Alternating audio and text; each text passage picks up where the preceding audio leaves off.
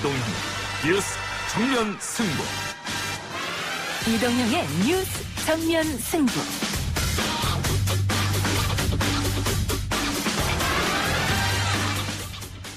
청취자 여러분 안녕하십니까. 이동형입니다. 미래통합당이 4명의 공동선대위원장 체제로 선대위를 출범했습니다. 황교안 대표의 말 들어보시죠. 대위기의 사이렌을 듣고도 공포를 느끼지 않는 끓는 물속의 개구리 같은 이 정권을 선거로 반드시 심판해야 합니다. 우리 당 선대위는 이 유례없는 위기 속에서 오히려 국민 승리의 기회를 찾는 선대위가 되겠습니다. 범보수 통합을 이끌어낸 것으로 평가받는 박형준 공동선대위원장 일부에서 만나봅니다. 어제 대구에 17세 고교생의 안타까운 사망 소식에 진단검사관리위원회에서 일단 판단을 한 결과 코로나19 음성으로 최종 판단을 하였습니다. 17세 대구 고교생과 연예계 안타까운 소식들이 전해졌습니다. 사이토카인 폭풍, 급성폐혈증, 코로나19와 관련이 있는 걸까요? 전문가 이야기 들어보겠습니다. So, I propose that in order to vote, every British citizen must take an IQ test. What did she just say? 외출이 어려운 분들, 벌써부터 이번 주말이 걱정된다는 분들이 많습니다. 국내 OTT 기업 중 하나인 왓챠 관계자로부터 집에서 즐길 수 있는 영화와 드라마 살펴보겠습니다. 신속하게 미래한국당의 혼란을 수습하고 체제를 정비하겠습니다.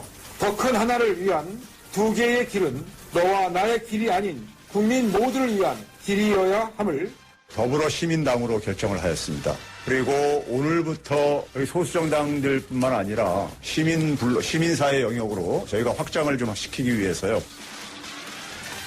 미래통합당의 비례위성정당으로 알려진 미래한국당과 더불어민주당이 참여하기로 한 비례정당 더불어시민당.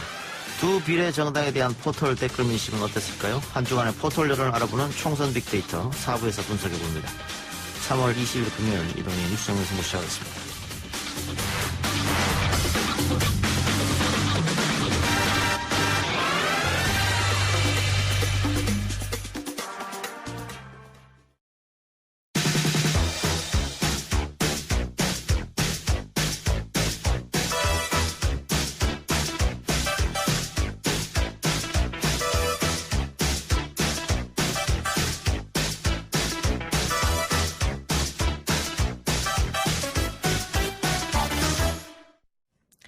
(26일) 남은 총선 이야기 해보겠습니다. 미래통합당이 선대위를 띄웠습니다. 더불어민주당보다 늦은 출발인데요. 김종인 전 대표 영입 무산 등 진통 끝에 선대위가 출범했고 황교안 대표가 총괄 선거대책위원장을 맡아 선거를 지휘합니다. 미래통합당 공동선대위원장 맡은 박형준 전 혁신통합추진위원장 연결해서 자세한 얘기 나눠보겠습니다. 위원장님 나와 계십니까? 네, 안녕하십니까? 예. 네. 자, 우선 이번 선거의 목표랄까요? 의미랄까요? 이야기 좀 해주시죠. 네, 이번 선거는 지난 3년 문재인 정부가 중간고사를 치르는 선거라고 생각합니다. 네. 국민들이 채점을 하는 선거고요.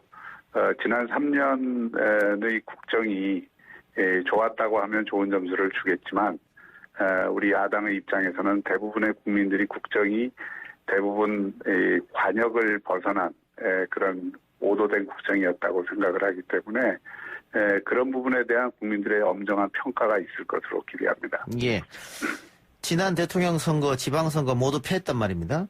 네. 그 패한 이유 중에 가장 큰 건 아마 그 박 전 대통령 시절의 그 실정에 대한 분노, 실망 뭐 이런 게 있었을 텐데 그 문제는 다 해결됐다고 보십니까? 국민들 입장에서는? 그것을 이른바 탄핵의 그늘이라고 하는데요. 예. 탄핵의 그늘이 굉장히 깊었던 것이 사실이고, 예. 그동안 그 보수 세력이 많은 부분에서 국민들의 희망을 담아내지 못했던 것도 사실입니다. 예. 그리고 취약해졌죠. 그런 것을 극복하고자 지난 연말부터 중도 보수 통합 운동을 해왔고요. 예. 이 통합과 혁신을 통해서 그래도 국민들에게 이제는 희망을 줄 수 있는 세력으로 거듭나겠다 하는 약속을 했고요. 그 연장선상에서 이번에 공천 혁신이라든지 또 이 새로운 진용을 갖춰서 국민들에게 이 총선에서 평가를 받고자 합니다. 예. 오늘 선대위 발족식에서 황교안 대표가 문재인 정권의 폭정과 실정을 심판해달라 이런 얘기를 했는데 그 국민들께서 문재인 정권의 폭정과 실정이 맞다고 인정한다 하더라도 야당 지금의 제1야당이 과연 대안 세력이 되겠느냐 그런 희망을 좀 줘야 될 텐데 어떻게 보세요? 네, 그렇습니다. 그러니까 지금까지 이 보수정당이 국민들에게 실망을 끼쳐드린 점도 많았고 또 아직 부족한 점이 많습니다. 훨씬 더 낮은 자세로 임해야 된다고 생각을 하고요. 혁신의 과제들도 아직 미완의 과제인 것들이 많습니다.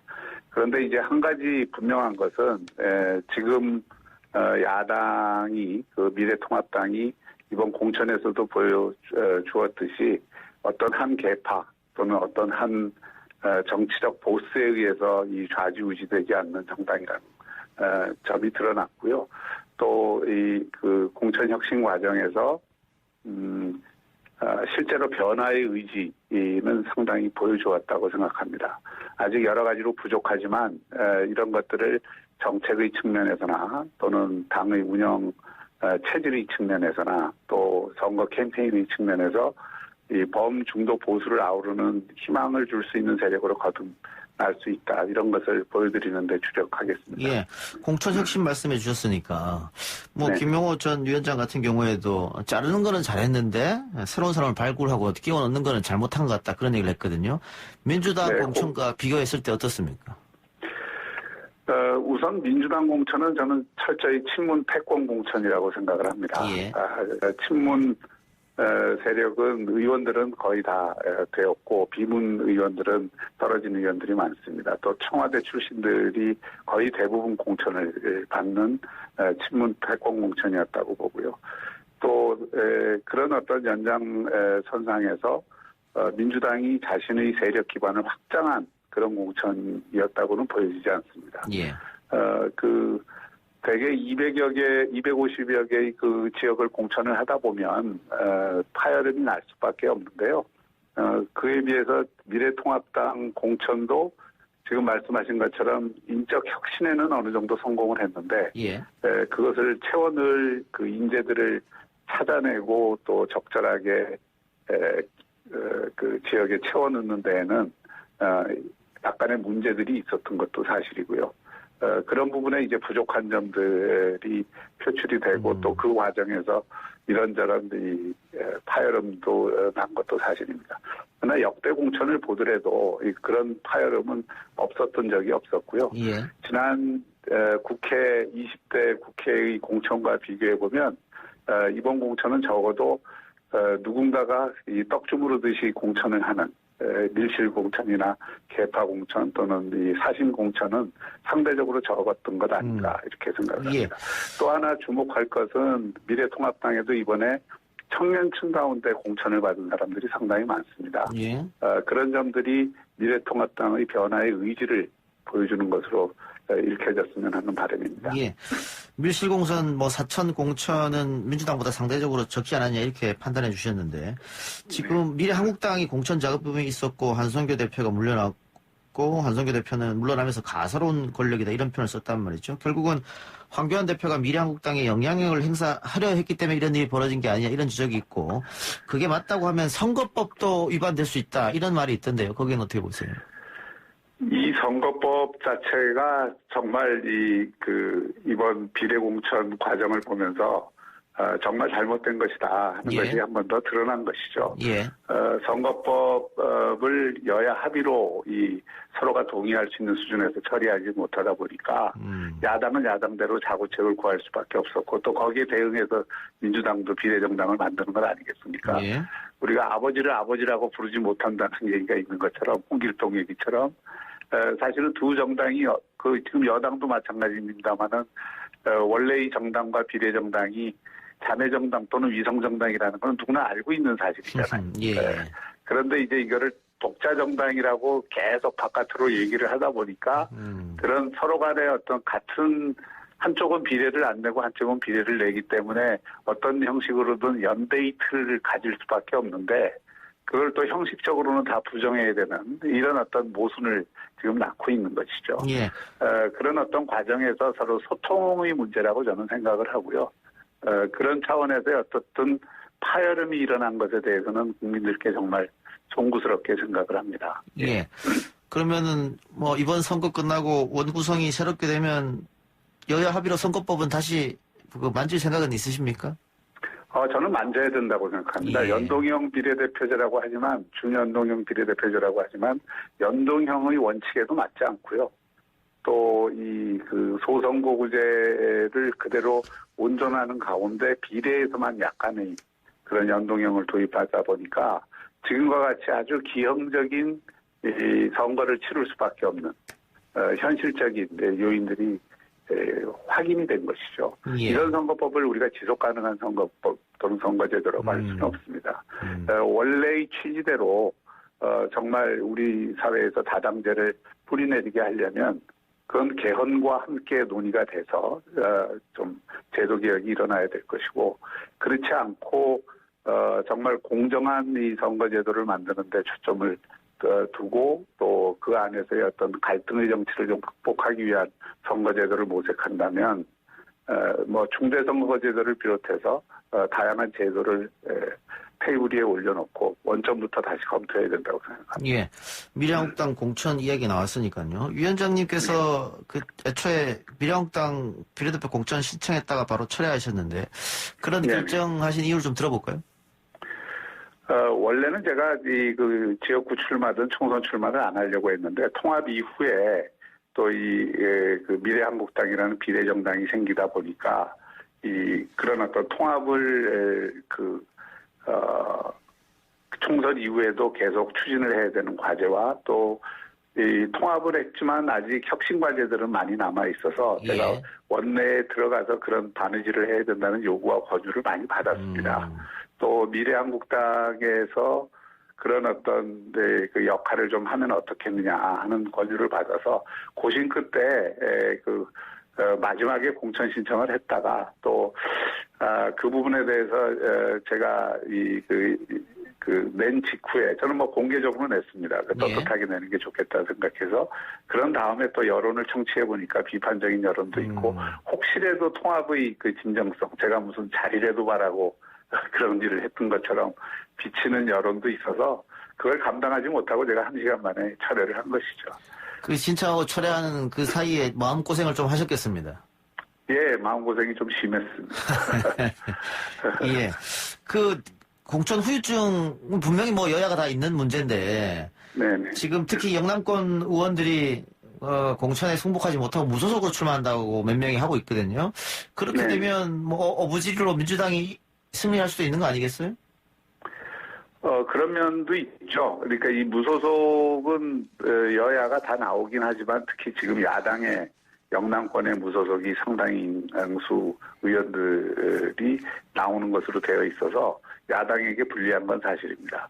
그런데 이번 선거는 결국 국민들이 이 현재의 문재인 정권을 계속 이런 방식으로 무소불위의 권력을 유지하도록 할 것이냐 아니면 그것을 견제할 강력한 야당을 대두시킬 것이냐 이 선택이라고 생각하거든요. 예. 그 선택 속에 그 대의 속에 정권 견제와 이 나라 바로 세우기 또 경제 살리기라는 이 대의에 복무한다고 하면 이 무소속 후보들이 실제로 당선 가능성이 시간이 흐를수록 그렇게 높지 않다고 생각을 합니다. 그렇다고 한다면 오히려 어부지리를 줄 수 있는 그런 선택을 하기보다는 정말 성공 후사의 정신으로 대의에 복무하는 그런 어떤 그 자세를 보여줄 것을 저희가 호소드릴 것이고요. 또 여러 가지 노력을 기울일 것입니다. 예, 마지막에는 그런 선택을 할 것이다. 알겠습니다. 네. 얼마 전에 위원장님 그 재난 기본소득 두고 포퓰리즘이라고 말씀하셨습니다. 근데 지금 홍콩이나 싱가포르, 뭐 미국, 일본도 지금 한다고 하니까 논의해볼 정도는 되지 않았나 이런 또 이야기를 하시는 분들이 계신데 어떻습니까? 두 가지를 좀 구별해야 되는데요. 예. 재난 기본소득이라고 하는 것하고 이번 재난에 대해서 특별한 지원을 하는 것하고는 구별을 해야 됩니다. 예. 그런데 우리가 이 재난에 대해서 특별한 지원을, 파격적인 지원을 해야 된다는 데 대해서는 미래통합당도 반대하지 않습니다. 그런데 이것을 재난 기본소득으로 개념화하는 것은 온당치 않고요. 예. 재난 기본소득이라는 것은 매월 일정한 액수를 계속 주겠다는 데 쓸 수 있는 개념이지 기본소득이니까요. 그런 개념으로 써서는 안 된다는 취지를 얘기한 것이고요. 예. 또 두 번째는 우리가 지원을 해주더라도 정확히 핀셋 지원을 해야지. 그래서 이 피해를 많이 본 분한테는 50만 원이 아니라 100만 원, 200만 원, 뭐 300만 원, 뭐 그 이상도 줄 수 있는 것이죠. 예. 그런데 이것을 모든 사람들에게 동일하게 돈을 나눠주는 정책은 나라마다 실정이 다르긴 한데 우리 같은 경우 이게 얼마나 실효성이 있느냐에 대해서 좀 더 정확히 따져볼 필요가 있다 이거죠. 예, 알겠습니다. 경제적으로는 그러면 재난 기본소득 개념이 아닌 뭐 긴급 뭐 구호 자금이라든가 그런 뭐 그렇죠. 예, 그런 식으로 하고 문제는 일괄 지급이 아니고 선별 지급해야 된다 이런 주장이시죠? 예, 그 좀 차등화해서 지급을 해야 된다. 예, 차등화해서. 예, 알겠습니다. 자, 지금 그러면 대통령이 어제 50조 지원금 이거는 어떻게 보십니까? 이것도 포퓰리즘이라고 보십니까? 아니면 이건 충분히 포퓰리즘이 아니라요. 예, 예. 오히려 그거는 저는 상당히 그 미래통합당에서는 이게 부족하다 이렇게 느낍니다. 그 부족하다는 건 액수가 부족하다는 게 아니라 어제 지원하겠다는 것의 대부분 내용을 보면 부실하기 짝이 없습니다. 대부분이 보증해 주는 것이고요. 또 이자율을 조금 낮춰주는 이런 그 수준의 지원이기 때문에 액수는 50조지만 그런 방식의 지원 갖고 이런 그 국난에 가까운 경제 위기를 극복하는데 선제적이고 충분한 조치가 되겠느냐에 대해서 저희는 대단히 부족하다고 이제 이렇게 보는 것이고요. 그러면 실질적으로 선별해서 국민들한테 현금 지급하는 것은 찬성하십니까? 그러니까 그렇죠. 그러니까 그 지원을 직접적으로 해줄 필요는 지금 상당히 크다고 봅니다. 그런데 말씀드린 것처럼 일률적으로 또는 선거를 앞두고 이제 표를 의식해서 일종의 코로나 포퓰리즘으로 이 돈을 지급하는 것에 대해서는 저희는 반대하지만 국민들에게 이 필요한 곳에 필요한 지원이 직접적으로 이루어지는 것에 대해서는 반대하지 않습니다. 오히려 적극적으로 해야 된다고 생각합니다. 혹시 여권이 선거 전에 뭐 돈을 풀어서 선거를 좀 유리한 구도로 가져가려고 하는 거 아니냐 이런 걱정도 하고 계십니까? 걱정은 안 할 수가 없죠. 그 걱정은 안 할 수가 없고요. 또 특히 그 선거를 앞두고 뭐 이런 불가피한 상황이 벌어져서 지원을 해야 되는 것은 틀림없는데 이것을 마치 선심 베풀듯이 또 이게 선거를 앞두고 자칫 오해가 될 수 있는 방식으로 하지 않을까에 대한 우려는 분명히 있습니다. 알겠습니다. 위원장님 시간이 없어서 오늘 인터뷰 여기서 마치겠습니다. 네네 고맙습니다. 예, 감사합니다. 지금까지 미래통합당 박형준 공동선대위원장이었습니다. 1부 순서 마치고요. 2부 기자 언박싱 시사저널 유지만 기자랑 돌아옵니다.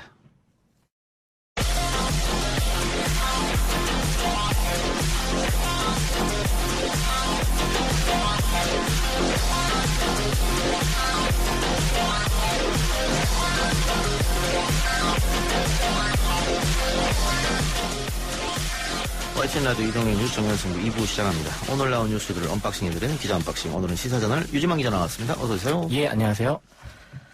자, 오늘 코로나19 현황은 어떻게 됩니까? 예, 어제 하루 동안 신규 확진자가 87명 발생했고요. 그래서 신규 확진자가 얼마 전에 한 세 자릿수로 잠깐 올라갔다가 다시 두 자릿수로 내려왔습니다. 예. 엊그제 그 세 자릿수 간 것은 대구에 또 집단 감염이 발병했기 때문에 그랬다고. 예, 그렇죠. 소규모 집단 감염이 여전히 계속되는 추세가 있어서 그래서 14일 날 107명이 추가됐고 이후에는 계속 100명 이하로 이제 확진자가 발생하고 있는데요. 15일 76명, 16일 74명, 17일 84명, 18일 93명에 이어서 이제 19일, 20일 0시 기준으로는 이제 87명 신규 환자가 발생했습니다. 네. 빨리 한 자릿수로 줄었으면 하는 그런 생각이고요. 예. 영남대 병원에서 숨진 17세 환자는 코로나19 음성으로 확진 판명이 됐죠.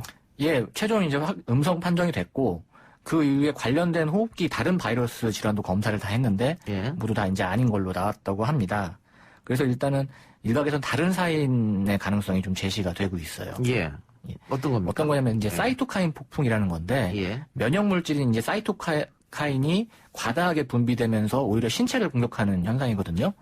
전문가들은 그 면역 능력이 좋은 젊은 20대 환자들 같은 경우에는 아주 특이한 케이스에 한해서 과다하게 면역 반응이 일어나면서 오히려 다발성 장기 부전에 빠지는 사례가 있을 수도 있다고 합니다. 오늘 질병관리본부 방역대책본부에서도 한 20대 환자가 위중한 상태인데 사이토카인 폭풍으로 의심된다라고 얘기를 한 적도 있습니다. 예. 자, 이탈리아에서는 지금 사망자가 중국을 넘어섰다 이런 뉴스도 오늘 전해졌는데 예. 유럽에서의 코로나19 유입을 막는 대책이 도입됐다고 하는데 어떤 겁니까? 예, 일단 유럽 상황이 이미 중국 상황을 뛰어넘어서 예. 세계에서 가장 지금 확진자가 빠르게 발생하고 있는 그렇죠. 상황이거든요. 그래서 22일부터 유럽발 입국자 전원에 대해서 진단검사를 실시를 하기로 했습니다. 또한 장기 체류 목적의 유럽발 입국자에 대해서는 14일간 자택이나 시설에서 자가격리 하는 조치를 하기로 했고요.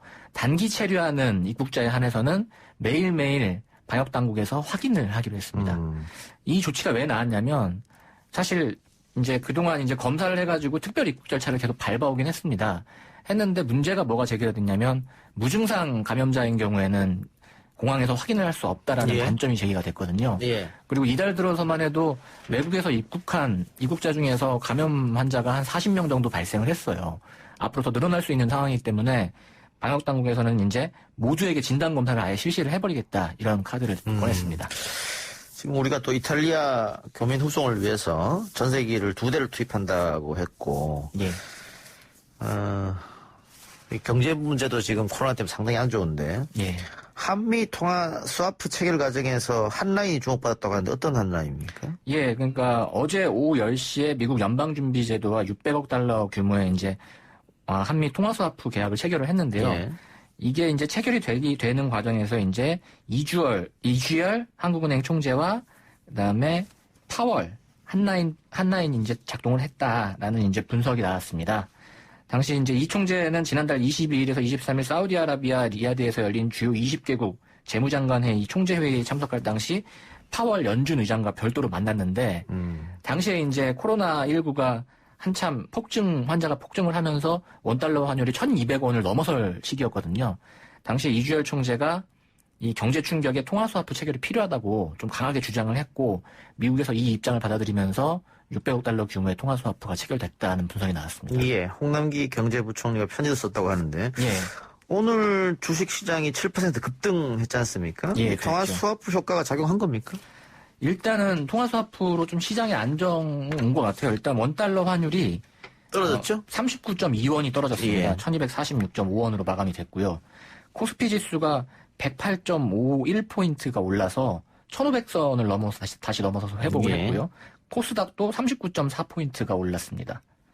아무래도 어제 통화스와프를 체결한 게 2008년에도 한미 통화스와프를 체결했었는데 예. 그때 당시에 2배 규모를 체결을 했거든요. 아무래도 강하게 좀 시장에 좀 시그널을 준 거 아닌가 싶습니다. 예. 그리고 뭐 오늘 미국 증시도 좀 올랐으니까 예. 그것도 반영됐을 것 같고요. 자, 정치권 이야기 해보죠. 미래한국당이 신임 당대표와 지도부를 구성했네요. 예, 미래한국당이 신임 당대표로 원유철 전 미래통합당 의원을 선임을 했고요. 취임한 직후에 지도부도 모조리 바뀌었습니다. 상임고문의 정가윤 전 국회부의장, 사무총장의 염동열 의원, 정책위의장의 김기선 의원을 선임한다고 했고요. 그다음에 좀 전에 이제 소식이 들려온 거는 신임 공천관리위원장의 백유한 미래통합당 당무감사위원장, 그다음에 부위원장의 조은현 의원을 선임하기로 했다고 합니다. 예. 그러면 지금 미래한국당 후보들이 결정되는데 이게 순번이 다 바뀔 가능성이 있는 겁니까? 사실상 새로 짠다고 봐야 될 것 같아요. 이제 공병호 공관위원장은 어제 한성교 전 대표가 사퇴한 이후에 다시 마무리를 짓겠다 입장을 밝혔지만 지금 백유한 신임 공관위원장이 예. 임명이 돼버리면 사실상 공병호 위원장은 경질됐다고 예. 봐야 되거든요. 예. 이렇게 되면 거기다가 염동열 사무총장이 임명이 됐는데 이분이 미래통합당에서 인재영입 위원장을 하셨던 분이세요. 예. 그래서 최근에 문제가 된 미래한국당의 후순위 비례대표 예. 후보자들을 영입하신 분이거든요. 그렇기 때문에 이분이 들어갔다는 거는 사실상 비례대표 공천안을 아예 새로 짜겠다, 새 판을 짜겠다 이런 의도로 봐야 되지 않을까 싶습니다. 그럼 또 당연히 기존에 있던 사람들은 반발할 텐데 예. 그거를 떠나가지고 만약 이렇게 되면 예. 선거법 위반 아니냐 이런 지적이 있습니다. 이미 한성교 전 대표가 이제 폭로를 했죠. 예. 황교안 미래통합당 대표가 공천 문제 외압을 행사를 했다. 그 당이 서로 다르기 때문에 그럴 수가 없는데 사실은. 예, 그럴 수가 없죠. 그래서 이제 이 부분 지금 단 2명에 대해서만 얘기를 했는데 이 부분도 선거법의 위반이고, 일단 한성규 전 대표가 좀 묘한 말을 했어요. 내가 지금 입을 다물고 있지만 시간이 지나면 다 밝혀질 것이다. 뭐 이런 식의 좀 의미심장한 얘기를 했거든요. 예. 어제도 기자회견을 할 때 굉장히 좀 격한 반응을 보이시지 않았습니까? 그 뭐 가소로운 권력들이다 뭐 이런 표현까지 써가면서요. 그 두 사람이 박진, 박형준 두 사람이. 예, 그렇죠. 일단 폭로한 거는 박진 전 의원과 박형준 이제 현재 미래통합당 공동 선거위원장인데. 예. 선관위가 또 어떻게 판단하느냐. 예. 그 부분이 문제가 될 수도 있지 않을까 하는 뭐 관측이 나오고 있습니다. 예. 자, 근데 뭐 이 비례 후보 문제는 미래한국당만 겪는 일은 아니고요. 지금 민주당과 시민사회, 더불어시민당이 만들어졌지 않습니까? 공관위가 구성이 됐네요. 예, 이제 오늘 공관위 공천관리위원회 명단을 발표를 했고요. 비례대표 후보는 이제 민주당과 원외 소수정당 4곳, 그 다음에 더불어시민당 자체 공모 후보로 구성이 됩니다. 일단, 김재선 희망제작소 소장을 위원장으로 하는 비례대표 공천관리위원회가 이제 발족을 했고요. 이제 앞으로 이제 후보 공모를 계속 진행을 할 예정이긴 합니다. 예. 근데 처음에는 플랫폼 정당이라고 했는데 직접 후보를 낸다 이 말이고. 지난주 이 시간대 저희가 얘기를 했었죠. 이제 정의당과 녹색당 뭐 참여를 하는 것인지 마는 것인지, 뭐 열린민주당은 어떻게 되는 것인지 했는데 최종적으로는 정의당도 녹색당도 참여를 하지 않는 걸로 됐고요. 그 다음에 열린민주당도 아예 민주당에 선을 그었습니다. 별도의 정당이고 정당이다라고 했고요.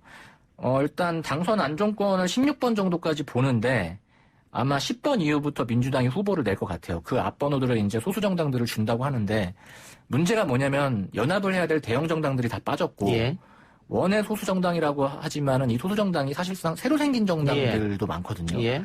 그렇기 때문에 이게 지적이 나오는 게 사실상 연합정당을 표방한 뭐 위성정당 아니냐.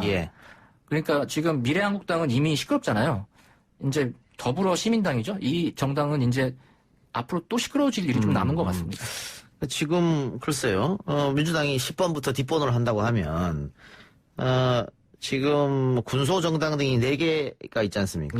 그럼 거기에 한 서씩 주고 5번부터 9번까지는 지금 새롭게 시민 후보를 받는 사람들 그런 사람들 넣고 민주당은 10번부터 이렇게 하겠다는 얘기지 않습니까? 그렇죠. 근데 새롭게 받는 사람들도 선거 끝나면 다시 민주당 갈 확률이 높을 테고 그렇죠? 그렇죠. 그렇게 봤을 때는 열린민주당이 선전을 하게 되면 지금 더불어시민당에 파견 나가 있는 뒷번호 민주당이 당선이 적어질 수 있으니까 민주당으로서는 열린민주당을 어떻게 보면 견제할 수도 있겠네요, 그러면? 예, 그렇죠. 일단, 그리고 지금 출마하겠다고 밝힌 인재 중에는 오히려 열린민주당에 좀 이름값 있는 분들이 좀 갔어요. 왜냐하면 최강욱 전 청와대 공직기강 비서관이라든지 주진영 전 하나투자증권 사장 등이 비례 후보로 신청을 하겠다 해서 황희석, 안원구, 김진애 뭐 그런 분들도 다 참여하신다고 하셨죠. 그러니까 오히려 이름값 면에서 흥행 면에서는 열린민주당이 오히려 흥행을 이끌어가고 있는데 오히려 지금 더불어시민당 같은 경우는 앞 순위에 배정될 소수정당 후보자들이 뭐 역사관 논쟁이라든지 논란이라든지 과거 이력 같은 것들이 좀 문제가 되는 분들도 있어서 뭐 지금 미래한국당만이 비례공천에 문제가 있다라고 보기는 힘들 것 같습니다. 그러니까 지금 소수정당 대표들 중에 역사관이라든가 뭐 유사역사죠, 그거는. 또 뭐 성추문이라든가 있기 때문에 과연 민주당 지지자들이 선뜻 찍어줄 수 있겠느냐 이런 문제 나올 수 있다는 것이죠. 그리고 지금 공천관리위원회가 나오긴 했지만 미래한국당보다 늦었지 않습니까? 그러니까 지금 졸속으로 심사를 하게 될 가능성도 남아 있거든요. 그러면은 소수정당 배치가 끝나고 그 후순위 또 후보들을 할 때 심사 과정이 졸속으로 되고 또 민주당 지지자들에게서 마음에 들지 않는 후보가 나올 수 있는 가능성도 있고요. 알겠습니다. 어쨌든 이게 공천이 확정되고 후보가 누가 되는지 봐야 뭐 최종 어떻게 되는지 알 수 있겠네요. 알겠습니다. 오늘 여기까지만 하겠습니다. 지금까지 기자 언박싱 시사저널 유주만 기자였습니다. 감사합니다.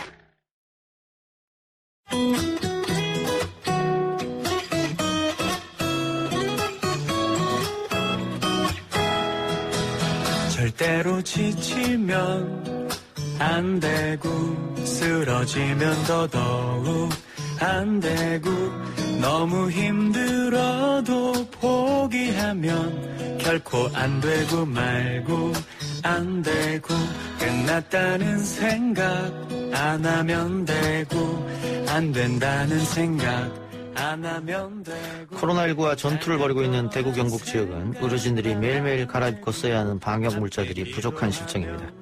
부족한 방역 물자를 수입해오기 위해 이번에 공군이 직접 미얀마까지 비행해서 다녀왔습니다. 공군 수송기로 20시간 정도 비행을 해서 미얀마에서 방역 물자를 싣고 와 대구 경북 의료기관에 전달했는데요. 오늘 해시태그 힘내라 대구 경북 힘내라 대한민국은 공군 5공중기 기동비행단 조종사 송종원 대위 연결해서 이야기 나눠보겠습니다. 대위님. 네, 송종원 대위입니다. 네, 안녕하십니까? 예. 네, 안녕하십니까? 예. 네, 공군 제5공중기동비행단 제251 공수비행대대 송종원 대위입니다. 공군 5공중기동비행단 임무는 보통 그때 어떤 걸 수행하십니까?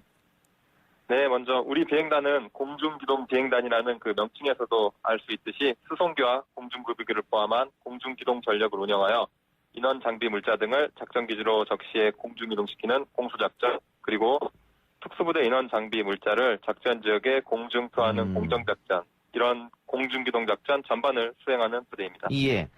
미얀마 다녀오셨다고 하는데 미얀마는 뭐 때문에 다녀오셨습니까? 네, 이번 미얀마는 이번에 공군 수송기 해외 공수 임무는 보건복지부가 미얀마로부터 의료 인력에게 필요한 긴급 방역 물자를 수입을 앞두고 있었는데요. 예. 하지만 지난 그 3월 9일에 국적기 운항이 갑자기 중단되면서 예. 공군 수송기 2대가 긴급 투입되게 되었습니다. 예. 그 이번 임무를 수행할 때 휴식 시간도 없이 진행됐다고 하는데 많이 힘들지 않으셨습니까? 네. 지상에서 별도 휴식 시간도 없이 약 24시간 동안 미얀마와 한국을 왕복하는 강행군이었습니다. 예.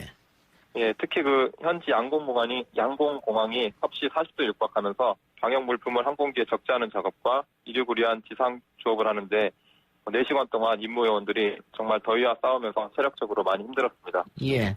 그러면 비행을 하고 미얀마에 도착해서 못 쉬고 바로 물자를 실어서 그냥 다시 돌아온 거네요?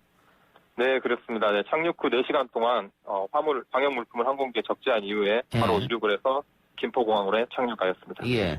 그만큼 급박했던 겁니까? 네, 현재 그 코로나19로 인해서 방역 물품이 많이 모자라고 있기 때문에 이제 긴박하게 임무를 수행했고, 이게 민간 항공편을 이용할 수도 있었는데요. 민간 항공편을 이용할 경우에는 태국 방콕을 정의해야 됐기 때문에 약 2주 검역하고 통과한 수송 등에 약 2주 이상의 긴 시간이 필요로 했기 때문에 공군 수송기가 신속하게 임무를 수행했습니다. 예. 근데 지금 미얀마가 대구 경북발 승객 입국 금지 조치를 취하고 있는데 이거는 뭐 좀 특수한 경우에서 다녀오신 겁니까?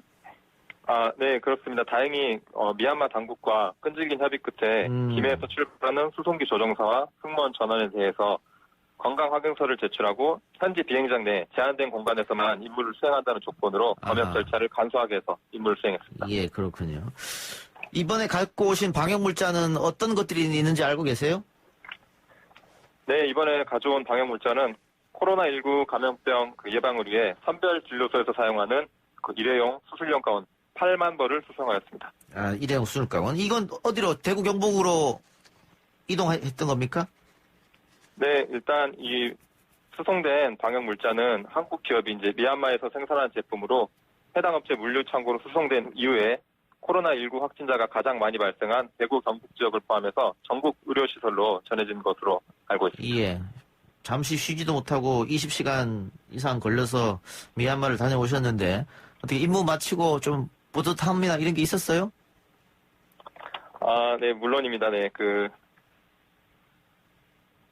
무엇보다도 임무를 긴박한 긴급 임무였기 때문에 모든 게 변수가 많았음에도 불구하고 전 임무 요원들이 의기투합해서 계획대로 그리고 성공적으로 임무를 수행할 수 있었습니다. 예. 물론 비행을 함께한 인원이 27명이었는데요. 이 27명의 그 노력뿐만 아니라 임무와 직간접적으로 관련된 많은 전우들이 있었기 때문에 성공적으로 임무를 수행할 수 있어서 매우 뿌듯합니다. 예. 또 이 군이라는 존재, 군인이라는 존재가 이렇게 어려울 때 국가와 국민을 위해서 또 봉사하고 헌신해야 되는 거 아니겠습니까? 예, 맞습니다. 예, 그래서 아주 당연스럽게 또 이렇게 힘든 일을 해주셨는데 마지막으로 어려운 시기를 견디고 있는 우리 국민들에게 힘내라고 한 말씀 부탁드리겠습니다. 네, 네, 대한민국은 수많은 위기를 극복하고 지금에 이를 수 있었다고 생각합니다. 전쟁도, 경제 위기도, 자연재해도 모두 극복해왔습니다. 이번에도 할 수 있다고 생각합니다. 우리 공군도 국민들을 위해서 맡은 자리에서 최선을 다하겠습니다. 국민 여러분들 힘내십시오. 예, 감사합니다. 자, 우리 댓글에서도 우리 공군을 칭찬하는 댓글이 많아서 제가 잠깐 소개하겠습니다. 정윤님께서 송대희님 목소리 아주 잘생겼습니다. 라고 했고, 우마마님께서 저도 이 기사 보고 어찌나 든든하든지요. 대한민국 만세. 첫걸음님, 든든한 우리 군 든든하고 고맙습니다. 아미리다님, 우리나라 군인들 참 멋지네요. 최미사님께서 고생하셨네요. 대우이님, 너무 감사하고 멋지십니다. 이런 글 주셨습니다. 예, 이런 글들 들으면 좀 보람도 느끼시겠죠? 아, 네, 매우 감사합니다. 예, 오늘 인터뷰 고맙습니다. 네, 감사합니다. 예, 지금까지 공군 5 공중기동비행단 송종원 대위였습니다. 뉴스 듣고 3부로 찾아옵니다.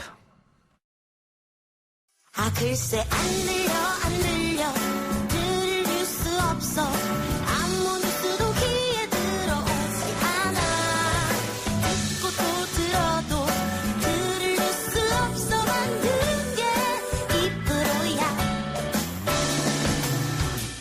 이동영의 뉴스 정면승부 YTN 라디오 이동영의 뉴스 정면승부 3부 시작합니다. 사이토카인 폭풍, 급성 폐혈증, 다소 생소한 증상이 최근 언론 보도에서 자주 언급되고 있습니다. 이게 어떤 증상이고 누구에게 문제가 될 수 있는지 전문가 의견 들어보겠습니다. 명지병원 가정의학과 신현영 교수 나왔습니다. 어서 오십시오. 안녕하세요. 그 며칠 사이에 연예계에서 일단 비보가 전해졌습니다. 젊은 배우들이 사망하는 일이 벌어졌는데 급성 폐혈증으로 사망했다.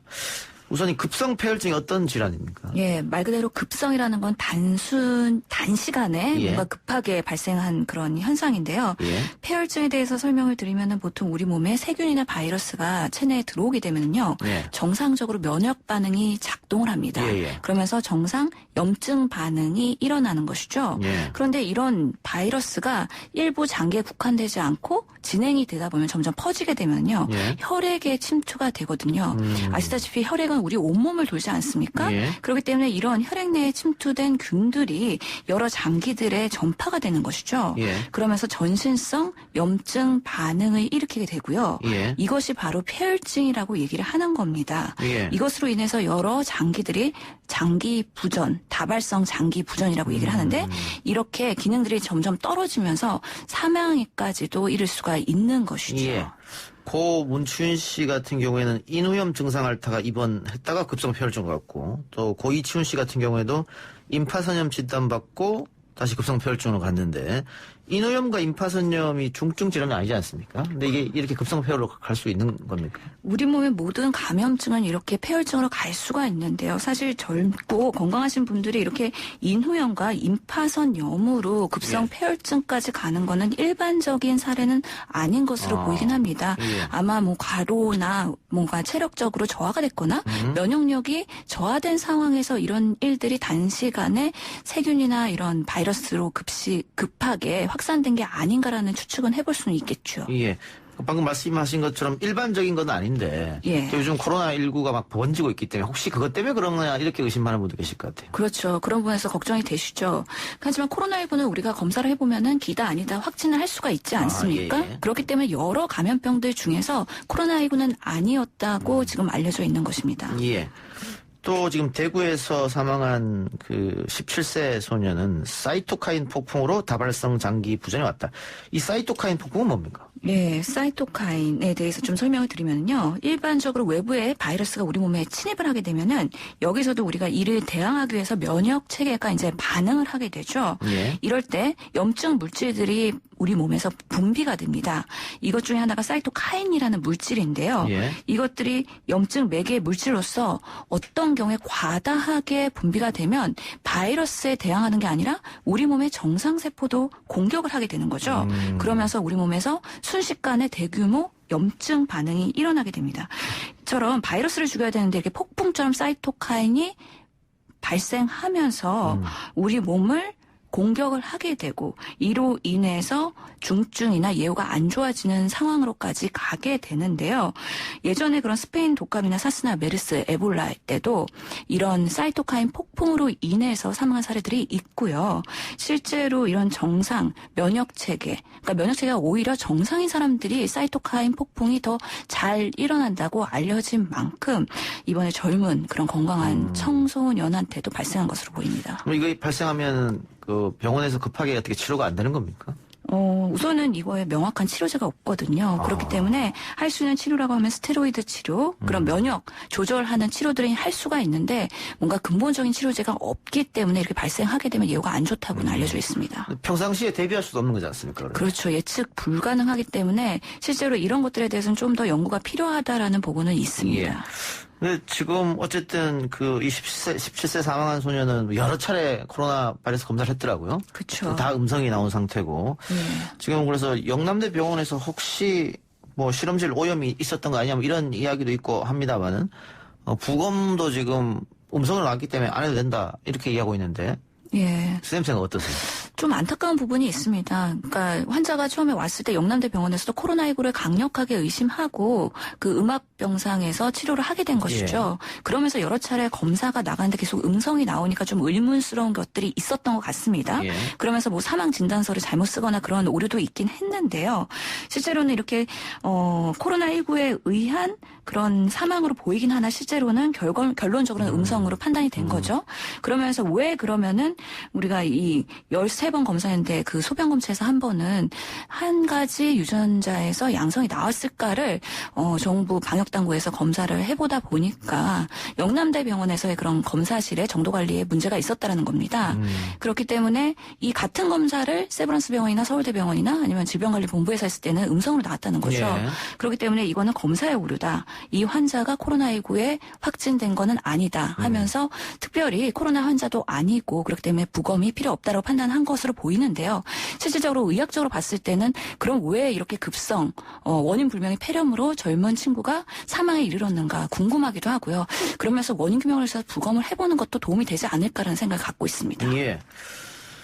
근데 어쨌든 이 사망한 17세 소녀는 13번이나 코로나 검사를 했는데 지금 의료와 방역이 코로나19에 집중되면서 다른 환자들이 조금 소외받는 거 아니야? 이 친구 같은 경우에도 너무 코로나에 집중하지 말고 다른 병원균이 뭐 있지 않았겠나? 뭐 다른 병명이 있지 않았겠나? 좀 살펴봤으면 어땠을까? 이런 아쉬움은 남는 것 같아요. 실제로는 이렇게 폐렴으로 입원을 하게 되면요. 기본적으로 세균 검사에 대한 뭐 세균 배양 검사라든지 아니면 독감 검사라든지 그런 것들은 기본적으로 다 동시에 진행이 되게 됩니다. 그러면서 폐렴에 대한 치료가 진행이 되긴 하는데요. 실질적으로 지금 코로나19 환자가 워낙에 급박하게 또 확산이 되다 보니까 의료기관에서 어려운 부분은 실제로 우선순위를 가지고 입원을 시킬 수밖에 없거든요. 검사를 해서 코로나19가 확진이 되면 당연히 뭐 중증도를 판단해서 그거에 맞는 입원 치료를 하게 되는데 음성으로 나왔을 때가 사실은 조금 어렵습니다. 음성으로 나왔을 때 그러면 이분이 정말 의사가 봤을 때 임상적으로는 코로나19가 의심되는데 일반 병동에 입원해서 치료를 해도 괜찮겠느냐에 대한 하나의 고민이 있을 거고요. 실제로 추후에 코로나19로 판명이 되면은 입원했다가 섣불리 병원이 폐쇄되는 그런 리스크를 감수해야 되기 때문에 의료관 입장에서 이런 경우에는 조금 입원을 좀 보수적으로 볼 수밖에 없는 상황이기도 하고요. 실제로 저희 병원에서도 이런 안심미래를 통해서 호흡기 환자를 많이 보고 있거든요. 원칙적으로는 이런 코로나19 검사를 나가게 되면 결과 나온 데까지 만 하루 정도는 기다려야 되는데 기다리는 동안에 초반에 그렇게 중증의 심각한 환자가 아니라면 집에서 자가격리하는 경우가 대부분이기 때문에 이런 17세 기저질환이 없는 경우에는 집에서 해열제, 항생제 처방을 하면서 기다려보는 경우가 있다는 게 일반적인 사례라는 거 말씀도 드리겠습니다. 이번에도 응급실에서 해열제, 항생제를 치료를 했더라고요. 그렇죠. 이제 폐렴이라고 해서 무조건 다 입원 치료를 하는 건 아니고요. 젊고 건강하고 그렇게 증상이 뭔가 예를 들어서 혈압이 많이 떨어지거나 아니면 고열이 심하게 나거나 그렇지 않다라면은 어느 정도의 그런 약물 치료로 외래 통원 치료로도 치료가 가능한 부분이기 때문에 요즘 시대에는 오히려 입원을 조금은 조금 주저하게 되는 경향도 있는 것 같습니다. 코로나19 증세가 감기 증상이랑 유사하다. 또 발열이 있고 뭐 인후통이 있고 뭐 이런 거지 않습니까? 그렇죠. 혹시 그런 의심이 될 때는 뭐 가까운 약국 같은 데 가서 해열제 구입해서 먹으면 됩니까? 우선은 정부의 지침은 그 초기에 감기 증상이 있을 때는 뭐 밀접 접촉자나 아니면은 해외 방문 경험이나 이런 역학적인 개연성이 없다고 하면은 3, 4일 동안은 감기약 먹으면서 집에서 자가격리를 스스로 하라는 거죠. 그러면서 스스로 좋아진다 그러면 일시적으로 감기였구나라고 생각하면 되는 거고, 그럼에도 불구하고 이게 해결이 안 되는 경우에는 이런 선별진료소를 통해서 코로나 확진 검사를 하라는 게 권고사항입니다. 예. 지금 이부프로페시펜 또 아세트아미노펜 뭐 이런 성분의 약 복용을 하면 좋다라고 하는데, 이건 어떤 우리가 주위에서 쉽게 구매할 수 있는 약들입니까? 그렇죠. 이런 것들은 일반적으로 우리가 감기약 특히 뭐 이렇게 열이 나면은 해열제 그런 효과로서 아세타미노펜은 타이레놀이 가장 대표적이라고 말 수 있고요. 타이레놀, 예. 이부프로펜은 부프로펜이라는 약도 있고 우리 부프로펜 시럽도 있고, 그래서 흔하게 그렇죠. 브루펜 시럽 이런 것들 소아에서도 많이 먹고 있죠. 이런 것들은 흔하게 일반 약국에서도 구매가 가능하고요. 뭐 마트에서도 편의점에서도 구매가 가능한 약들입니다. 최근에 그 WHO의 권고 사항 때문에 아마 좀 걱정이 되시는 분들이 있을 텐데요. 실제로 이 코로나와 연관돼서 설명을 드리면, 이 코로나19가 우리 몸에 그 호흡기 점막을 침투할 때 LCE라는 수용체를 통해서 이렇게 호흡기로 침투를 한다고 알려져 있습니다. 근데 이런 이부프로펜이 LCE 이 수용체에 작용을 하는 것으로 알려져 있거든요. 그렇기 때문에 이게 코로나19에 뭔가 더 부정적인 효과를 주지 않을까라는 아주 낮은 수준의 의학적 근거를 가지고선 WHO가 좀 선제적으로 이부프로펜 대신에 이런 타이레놀류의 아세타미노펜을 오히려 복용하는 것을 권고한다라고 발표한 바가 있습니다. 코로나19에 걸려도 자신이 자각하지 못하고 지나갈 가능성도 있지 않습니까? 그렇죠. 보통은 그 건강한 정상 면역자들은요 80%가 경미하게 지나갈 수가 있고요. 특히나 조금 둔감도가 있는 분들이 그럴 텐데요. 미열이 있거나 그런 약한 증상에는 느끼지 못할 수도 있습니다. 그런데 이게 가짜뉴스인지 아닌지 몰라서 제가 여쭤보는데, 그렇게 지나가더라도 이 코로나19에 한번 걸리게 되면 폐가 망가진다, 못 쓴다, 이런 얘기가 있던데. 가짜 뉴스입니다. 가짜 뉴스입니까? 그 코로나19도 바이러스 그냥 폐렴으로서의 그냥 똑같은 상황입니다. 그래서 폐렴이 어느 정도 어느 순간에 확 퍼질 수도 있는 부분이 있긴 하지만요. 치료가 잘 된다면 폐렴에 대한 회복은 당연히 가능하고요. 그렇기 때문에 앞으로는 이런 확진자가 완치되고 퇴원했을 때 좀 더 이런 폐 기능이나 이런 것들에 대한 추적 검사가 필요하긴 하겠지만, 뭐 코로나19는 폐 섬유화를 시켜서 폐 기능이 갑자기 망가진다더라라는 것은 아직까지는 근거 없는 이야기라고 말씀드리겠습니다. 카페 5번 출근님이, 교수님 목소리가 익숙한데 이동엽 씨랑 주치하는 프로그램 그분입니까? 라고. 저희가 YTN 라디오 낭만 주치를 사실 장기간 했었기 때문에 지금은 시즌 1이 끝나서 중단되긴 했지만. 저도 알겠네. 제 방송 끝나면 항상 나오는. 그렇군요. 목소리만 듣다가 오늘 처음 뵈서. 알겠습니다. 마지막 하나만 더 여쭙죠.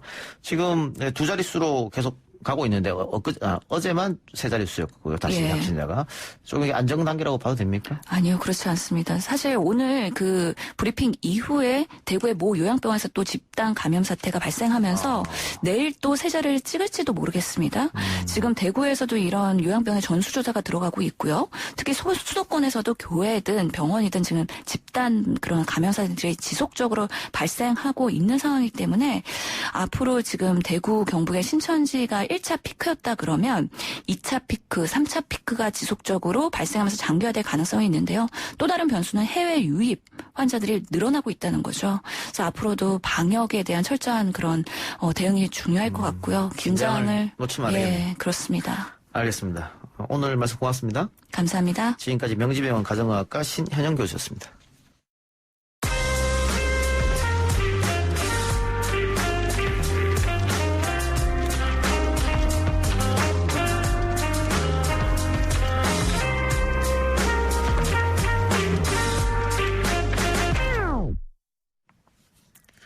코로나 여파로 사람들의 주말 풍경도 달라지고 있습니다. 외부에서 이뤄지던 여가생활, 취미생활 대신 집에서 할 수 있는 활동이 각광을 받고 있는데요.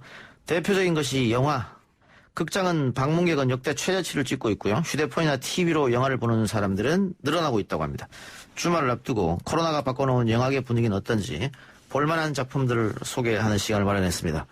왓챠플레이에서 콘텐츠 사업 담당하고 있는 김요한 이사 나왔습니다. 어서 오십시오. 네, 안녕하세요. 코로나 때문에 지금 영화계가 상당히 어렵죠. 굉장히 어렵습니다. 제가 살고 있는 그 동네에 극장이 있는데 그 밤 12시, 11시 정도에 문을 닫는 거를 제가 이사 가고 처음 봤어요. 한 10년, 15년 정도 된 중에서. 그러니까 수치로 보면 지난 5주 동안에 한 1,000만 명 정도가 이제 영화를 전국에서 봤는데 작년 같은 기간 동안에는 한 2,700만 명 정도 봤으니까 한 3분의 1 정도 수준으로 떨어졌고 또 이제 신작들이 나오지가 않다 보니까 그렇죠. 신작은 아무래도 지금 상태에서 개봉하는 것보다는 연기해서 개봉하고 싶어 하겠죠. 그렇죠. 계속 연기를 하다 보니까 이제 1년 스케줄이 정해져 있잖아요. 보통 이제 유의미하게 한국에서 이제 개봉하는 국내 영화가 한 200개 정도 되는데 그것들이 이제 다 밀려 있어가지고 스케줄도 꼬이고 제작 상황도 날리고 지금 영화계는 그렇습니다. 예, 알겠습니다. 자, 그러면 온라인으로 영화를 접하는 분들이 상당히 많이 늘었다. 반대로 이렇게 볼 수도 있겠네요. 그렇죠. 이제 아무래도 집에서 TV를 통해 가지고 IPTV나 이런 걸 결제해서 보거나 아니면 휴대폰으로 보시는 분들이 좀 늘어나서 그 같은 기간 동안에 지난 5주간 통계를 보면 그 온라인이나 집에서 IPTV로 영화를 보신 분들이 한 2배 정도 증가한 걸로 나오고 있어요. 예, 2배 정도 늘었다? 네. 그렇군요. 근데 그게 신규 가입자들이 엄청 늘거나 그렇지는 않았고요.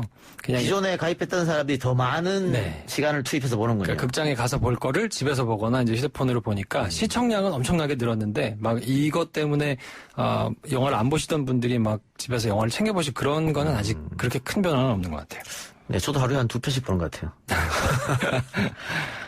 자, 보니까 지금 컨테이전이 최대 수혜작이던데 이 컨테이전 영화가 최근에 나온 건 아닙니다만 그렇죠. 지금 상황과 굉장히 유사하죠. 그래서 유사합니다. 사람들이 이거 많이 보는 것 같아요. 네, 내용이 이제 박쥐를 매개로 해가지고 이제 이렇게 퍼지는 거라든지 여러 가지 내용이 좀 흡사해가지고 이거를 2011년 작품인데 도대체 예언을 한 거냐 이런 이제 얘기가 돌면서 거의 최대 수혜작에 가까운데 2011년 당시에 개봉할 때는 사실 쟁쟁한 배우들이 나오거든요. 맷 데이먼, 기네스 펠트로, 주드로, 케이트 윈즐렛, 마리온 코티아르 이런 하여튼 걸출한 배우들이 많이 나오는 영화인데 국내에서 그때 개봉했을 때는 22만 명 봤거든요. 망했네요. 네, 그러니까 망한 작품이었는데 이게 그 영진이에서 하는 통합전산망으로 보면 1월 달에 15위를 찍기도 하고 2월 달에는 4위까지 올라가고 OTT 내에서도 데이터를 보면 계속 꾸준히 탑 10, 탑 20 안에는 계속 있는 상황이에요. 예.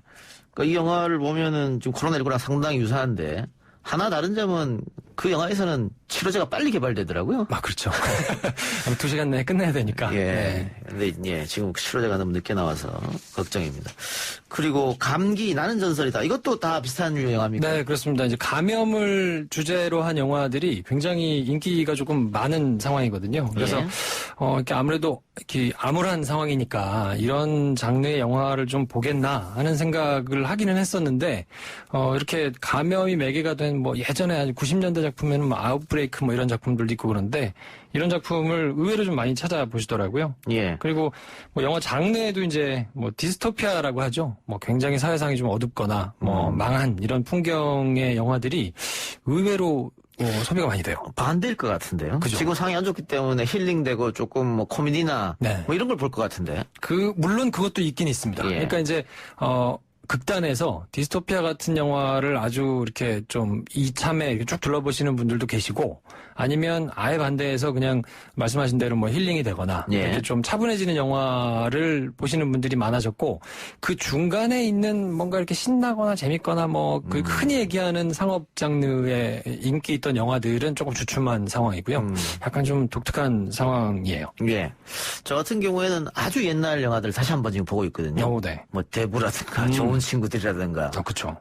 평상시에 시간이 없어서 못 보던 영화를 시간이 좀 나니까 요즘에 다시 한번 봐야겠다. 네. 그런 분들도 좀 있을 것 같아요. 저 같은 사람들도. 많아요. 그러니까 고전 찾아보시는 분들도 많고 아무래도 이제 주말 내내 이제 몇 주째 지금 거의 몇 달에 가깝게 바깥에서 활동을 하시기가 좀 부담스럽잖아요. 그럼 이제 제일 손쉽게 할 수 있는 게 이제 영화 보기니까 이참에 이제 몰아놨던 보고 싶었던 영화들을 이제 찾아보시는 경우들이 많은데 이제 컨텐츠 시장은 조금 좀 특이해가지고 요 상품으로 치자 그러면 이 신선식품하고 비슷하거든요.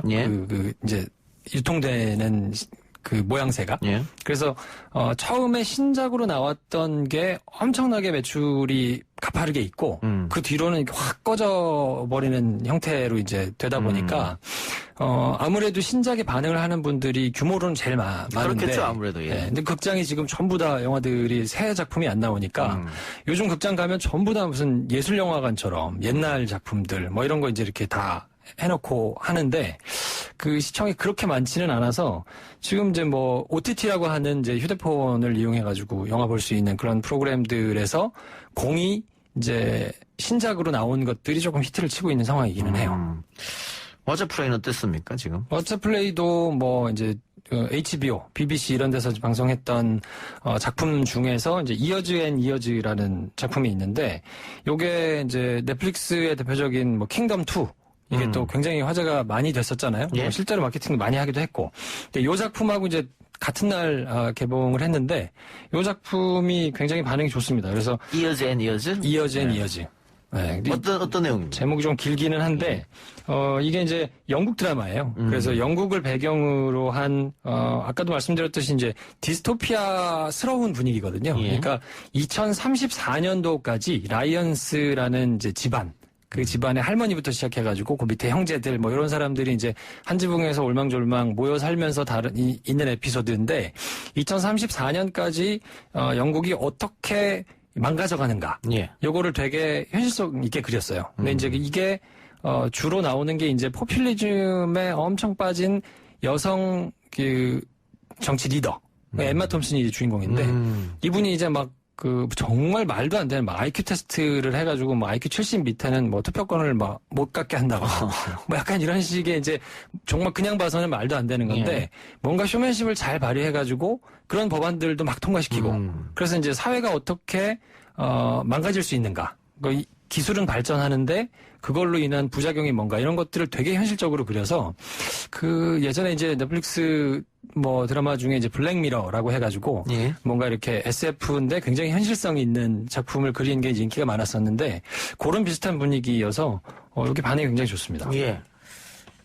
이게 영국 드라마라고 하셨으니까 이게 몇 부작입니까? 6부작입니다. 6부작. 네. 예. 한꺼번에 다 나왔나요? 아니면 한꺼번에 다 나왔어요. 그럼 좋네. 네.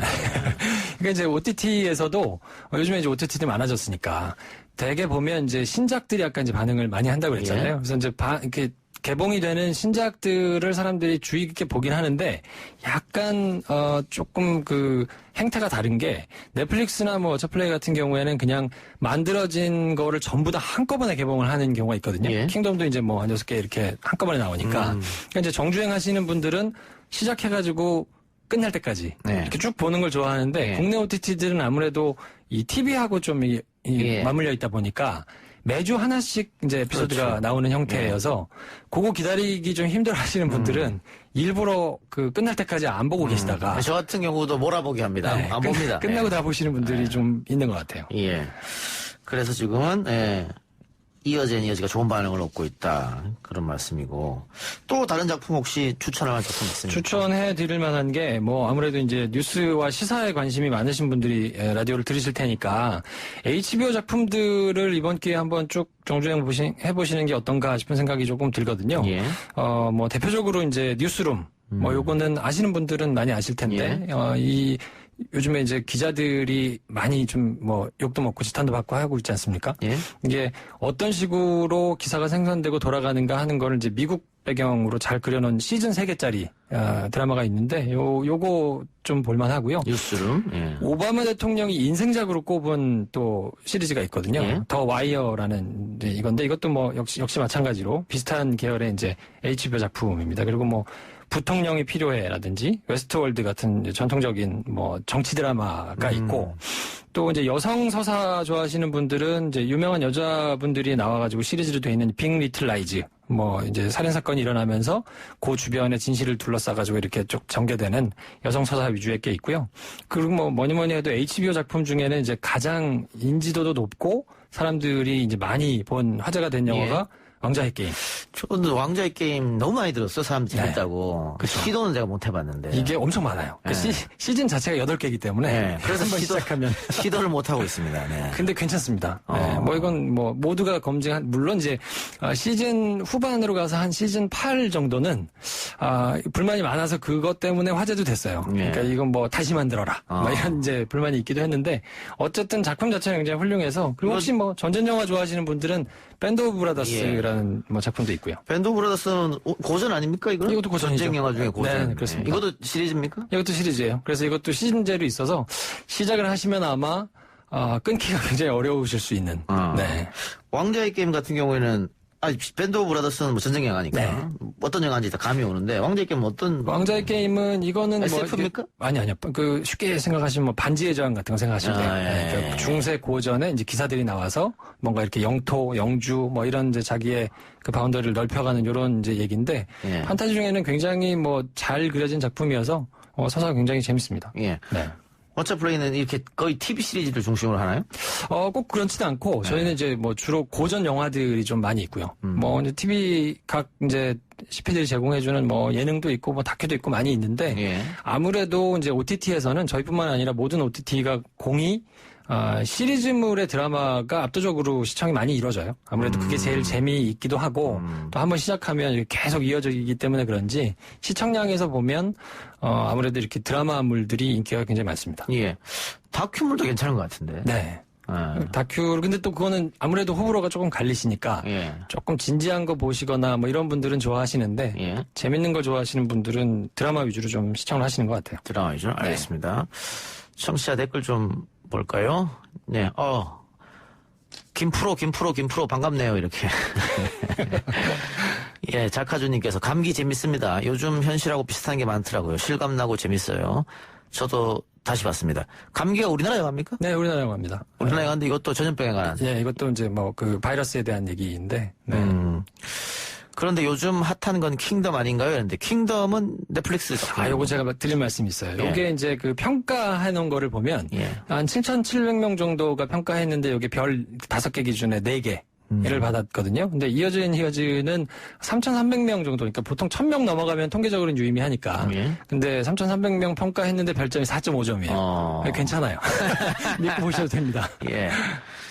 자, 킹덤은 어쨌든 우리 배우들이 출연하는데. 그렇죠. 킹덤이 인기가 좋아서 킹덤 2까지 간 건가요? 일단 뭐 김은희 작가, 이제 유명한 김은희 작가가 쓴 거라서 킹덤 1보다는 2가 재밌다는 평가들도 있고요. 뭐 이제 반대 평가도 있기는 한데. 보셨습니까? 보고 있습니다. 킹덤 1 안 보고 2 봐도 스토리 안 이어져도 괜찮나요? 물론 이제 그 쭉 이어져서 보시는 게 나으니까. 예. 뭐 그 시리즈가 아주 길지는 않거든요. 근데 아무래도 호불호가 조금 갈리는 지점은, 킹덤은 이제 퓨전 사극인데 좀비들이 나오는 영화여서 그런 뭐 이렇게 잔인하거나 막 그 좀 무서운 영화들을 싫어하시는 분들은 아예 시도 자체를 좀 안 하시는 경향이 좀 있는 것 같아요. 저는 좀비물을 아주 싫어합니다. 좀비영화를 아예 안 보게 안 그럼 봐서. 이어져 보셔야 되겠네요. 킹덤이 아주 화제라고 했을 때도 한 번도 본 적이 없습니다. 그런 분들이 많으세요, 의외로. 의외로 저는 그게 이상하더라고요. 이게 안 맞는 것 같더라고요. 예. 자, 나무님께서 영화 만든다면서 방송 떠난 걸로 알고 있는데 영화는 어떻게 됐습니까? 열심히 만들고 있습니다. 지금 만들고 있습니다. 좀 기다려주세요. 뭐 시나리오 같은 거 다 쓰셨고? 뭐 하여튼 그 왓챠에서 그런 것들을 잘 준비하고 있으니까요. 네, 왓챠에서 준비합니까? 그렇죠. 네. 저희도 이제 뭐 콘텐츠를 만들어야 되니까. 예. 네. 그 관련된 거를 준비하고 있습니다. 그러니까 지금 넷플릭스 같은 경우에는 넷플릭스 오리지널이라고 해가지고 킹덤 같은 경우에도 자체적으로 만든 거지 않습니까? 네. 다른 데서 갖고 온 게 아니고. 근데 지금 워처 플레이도 그걸 한번 해보겠다는 겁니까? 그렇죠. 그 방향으로 장기적으로 이제 안 갈 수가 없고요. 이제 왓챠 같은 경우는 다 대부분 우리나라에서 있는 OTT들은 뭐 이제 그 큰 통신사거나 아니면 뭐 네이버, 카카오 이런 이제 엄청 돈이 많은 곳에서 이제 하는데 저희는 이제 청년들이 만들어서 시작한 이제 뭐 커가고 있는 작은 회사거든요. 그러니까 뭐 대규모 자본을 막 쏟아부을 수는 없지만 그렇지만 이제 뭐 안 할 수는 없기 때문에 열심히 준비하고 있습니다. 알겠습니다. 언제쯤 그러면 우리가 볼 수 있을까요? 제가 들고 나오겠습니다, 방송에. 뭐, 다 5년, 10년 걸리는 거 아닙니까? 그렇게까지는 안 걸리고요. 장르 혹시 장르 결정됐습니까? 여러 가지를 넣고 검토 중이에요. 그러니까 뭐 올해 시도할 수 있는 거는 아까 말씀하신 대로 뭐 내러티브가 없는 컨텐츠들은 아무래도 제작 기간이 좀 빠르거든요. 그러니까 뭐 다큐라든지 예능이라든지 기타 다른 종류의 뭐 새로운 포맷들은 아무래도 만들기가 쉬워서 그런 것들은 뭐 올해 내 금방 보실 수 있을 거고 아무래도 내러티브가 있는 것들은 제작 기간이 뭐 1년, 2년 이렇게 가기 때문에 그거는 조금 기다리셔야 될 것 같기는 합니다. 알겠습니다. 저도 내일 주말이니까 저도 하나 추천하면 넷플릭스의 나르코스 시리즈를. 그것도 괜찮습니다. 네. 하룻밤 꼬박 샜습니다. 그거 보느라고. 한번 시작하니까 멈출 수가 없죠. 끊기가 어려워요. 여러분들도 한번 저희가 오늘 추천드린 여러 가지 시리즈, 영화, 또 드라마 주말에 한번 시청해 보시기 바랍니다. 오늘 말씀 고맙습니다. 네, 고맙습니다. 지금까지 와차에서 콘텐츠 사업 담당하고 있는 김효한 이사였습니다. 3부 수도 마치고요. 4부 총선 빅데이터로 들어옵니다.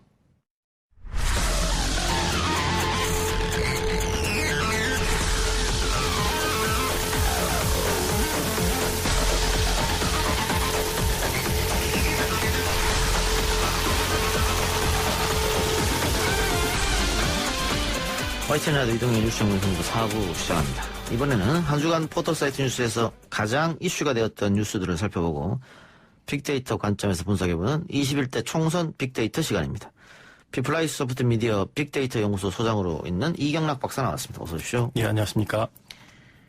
자, 코로나19가 몇 주째 주요 이슈를 선점하고 있고. 네. 당연한 것 같아요. 생명과 연관되어 있는 거기 때문에.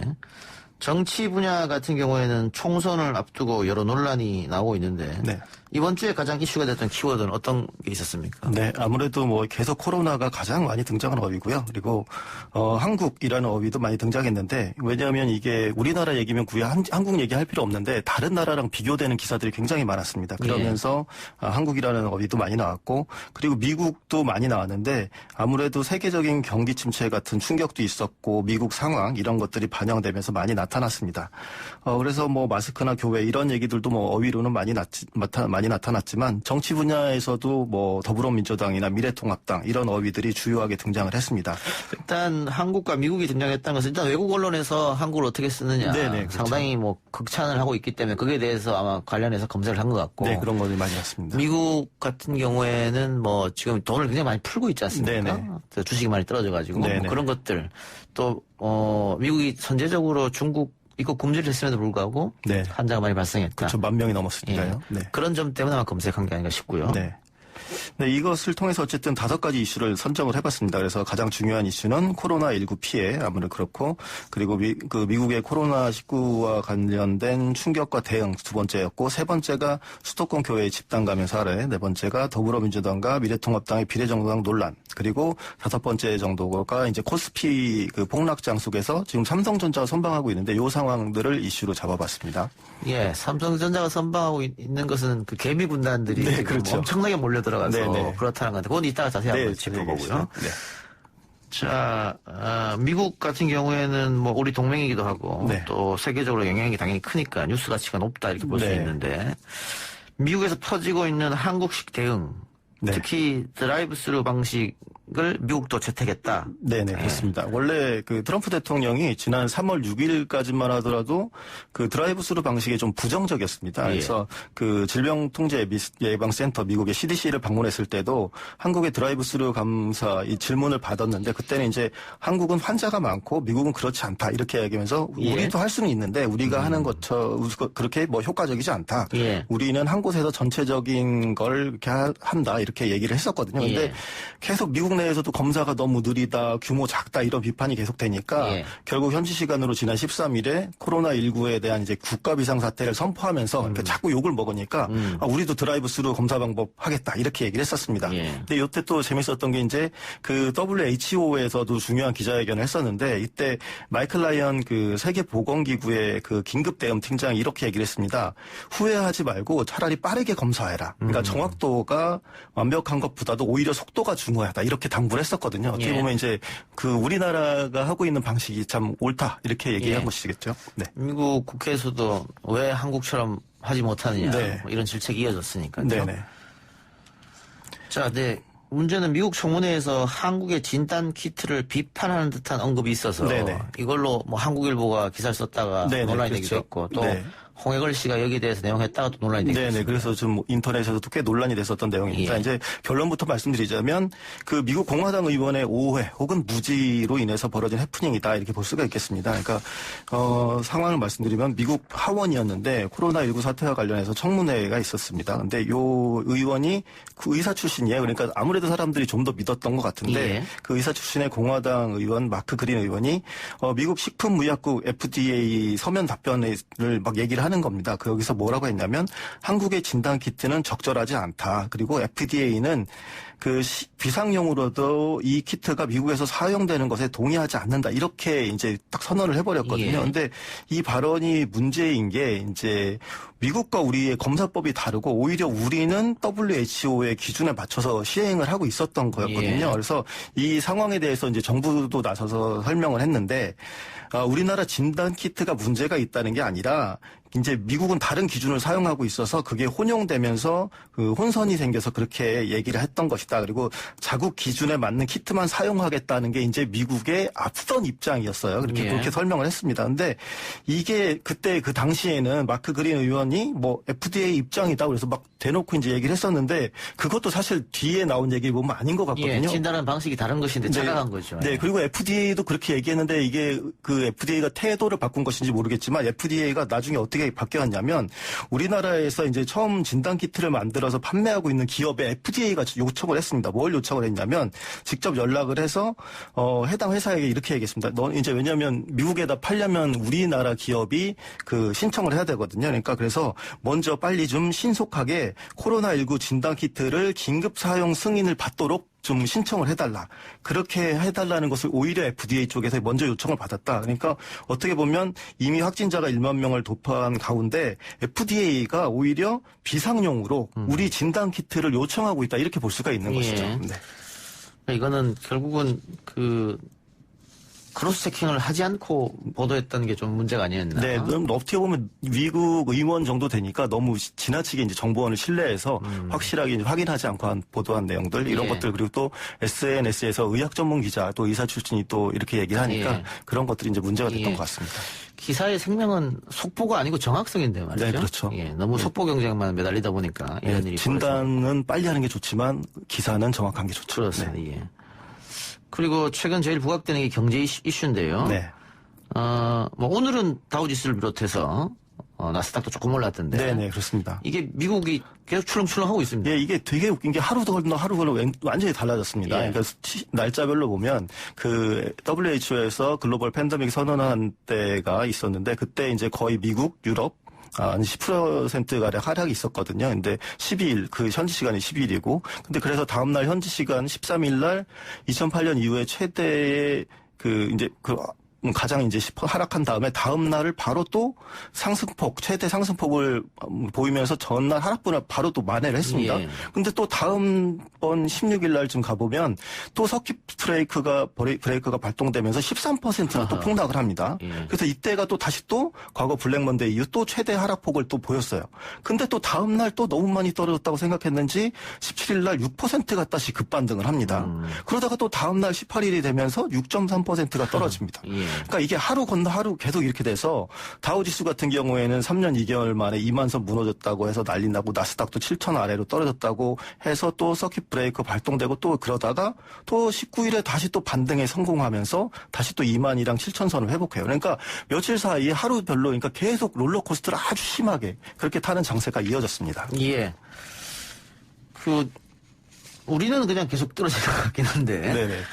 자, 아까 우리 얘기한 대로 주식 시장에서 삼성전자에 대한 네. 개인 투자의 맵이 엄청나게 증가하고 있습니다. 왜 네. 이런 겁니까? 그렇죠. 방금 그래도 미국은 그래도 널뛰기라도 하는데 예. 우리는 사실 계속 떨어지고 예. 있는 상황이거든요. 근데 이게 왜 그러냐면 그 개인 투자자들이 삼성전자를 순매수를 3조 7천억 원을 넘어섰습니다. 예. 그러니까 이달 들어서. 예. 근데 외국인이 근데 지난달 이후로 5조 4,353억 어치를 삼성전자 주식을 팔아치웠는데 이것과 매우 대비되는 상황입니다. 외국인은 계속 팔고 개미들은 네, 계속 사고 있는 그런 상황이죠.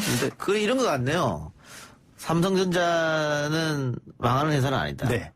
지금 위기를 극복하면 언젠가는 뛰어오른다. 네네, 그렇죠. 그게 강력한 믿음이 있는 것이죠. 그래서 지금 떨어졌을 때 사놔야 된다. 네, 얼른 사놔야 된다라는 것들. 그러니까 그 실제로 인터뷰 내용을 보면 삼성이 망하면 사실 한국이 망하는 건데 이게 설마 그렇게 되겠냐. 그래서 어쨌든 떨어졌을 때 사놓으면 계속 될 것이다 이런 것도 있고, 그리고 사실 투자 개념에서도 꼭 나쁘지만 않은 게 이제 외국인들이 삼성전자를 파는 이유가 실적이 나빠서 파는 건 아니거든요. 왜냐하면 동시간대, 그러니까 비슷한 때 오히려 그 다른 뭐 페이스북이나 그 애플이 더 많이 떨어졌습니다. 그러니까 사실은 외국인들이 나가는 이유가 어쨌든 한국에 있는 증시에 있는 것들 돈을 빼긴 빼야 되는데 그나마 조금 덜 손해 볼 수 있는 삼성을 이제 팔고 나가는 것이기 때문에 어떻게 보면 앞으로 뭐 그 반도체 경기도 좋아질 것으로 예상되고, 그러니까 어떻게 보면 투자하는 사람들 입장에서도 그것은 괜찮다 이렇게 보는 측면들도 있는 것이죠.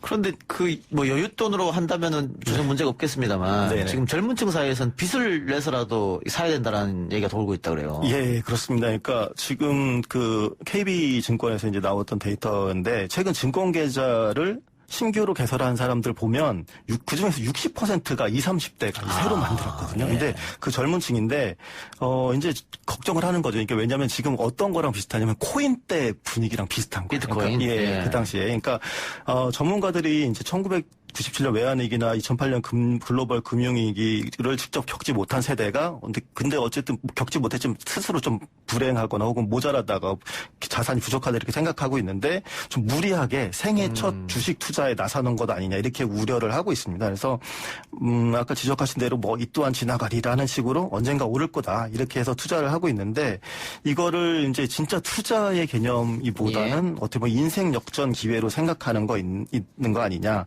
그래서 좀 우려되는 부분이 있고 지금 바닥이라고 생각해서 사는데 조금이라도 또 더 떨어지면 나중에 좀 큰 피해가 있을 것이라서 이제 그런 것을 우려하고 있습니다. 알겠습니다. 비례정당이 어떻게 되냐도 많이 궁금해하실 텐데 네. 현재의 구도에서 의석 배분은 어떻게 될 거라고 예상이 됩니까? 예, 이게 의석 배분이 그러니까 지금 최근에 나왔던 게 여러 가지 여론조사 보도가 있었습니다. 근데 그 여론조사 그 수치는 수치는 말씀드리기가 어렵고 의석 배분을 봤을 때는 오히려 한 여론조사에서는 그러니까 3일 전 여론조사 결과로 보면 오히려 비례한국당 그러니까 미래통합당의 정당인 미래한국당이 오히려 비례정당 민주당이 비례정당보다 2석 정도 많은 걸로 예측을 했는데 그러니까 오늘자 보면 이제 갤럽에서 보면은 그 비율이 오히려 비례정당 민주당 비례정당이 더 높게 또 이렇게 나타났거든요. 그러니까 계속 또 엎치락뒤치락 하고 있는 그런 상황이 지금 있습니다.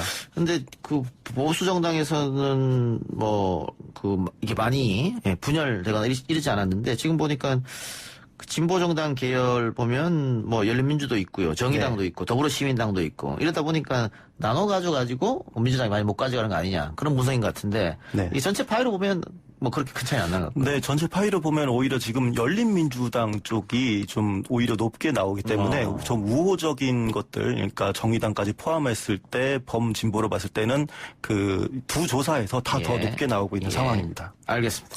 오늘 말씀 여기까지 듣죠. 수고하셨습니다. 네, 감사합니다. 다음 주 월요일 날 다시 돌아오겠습니다. 들어주신 여러분 대단히 감사합니다.